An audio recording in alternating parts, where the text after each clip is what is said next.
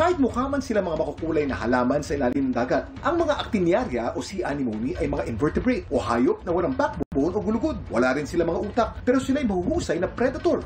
At paano nila nahuhuli mga ito? Sa pamamagitan ng kanilang mga tentacles. Gaya kasi ng mga dikya o jellyfish, may kakayahan itong mag-sting dahil sa taglay nitong neurotoxins. Meron silang tinatawag na stinging cells sa kanilang mga tentacles na ginagamit nila para i-paralyze ang kanilang prey, na kadalasan ay maliliit na isda, hipons o plankton at iba pang maliliit na hayop sa karagatan. Ang mga sea anemone hindi karaniwang kinakain nating mga tao, pero may ilang species nito na edible o pwedeng kainin, gaya ng snake clocks anemone na delicacy kung ituring sa ibang lugar sa Spain. Nung nakita nyo nga sa video, giant green anemone.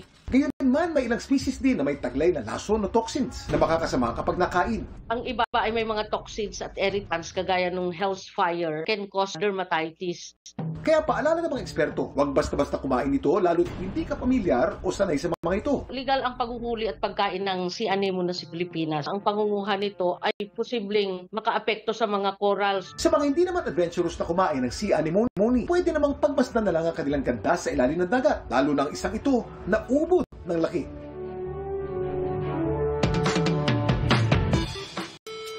Ang Mertens carpet sea anemone o Stitodactyla 1 metro.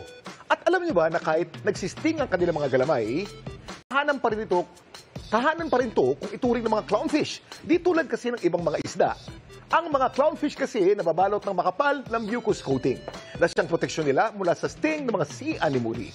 Samantala, para malaman ang trivia sa likod ng viral na balita, i-post o i-comment lang #Kuya Kim. Ano na? Laging tandaan, importante ang may alam. Ako po si Kuya Kim.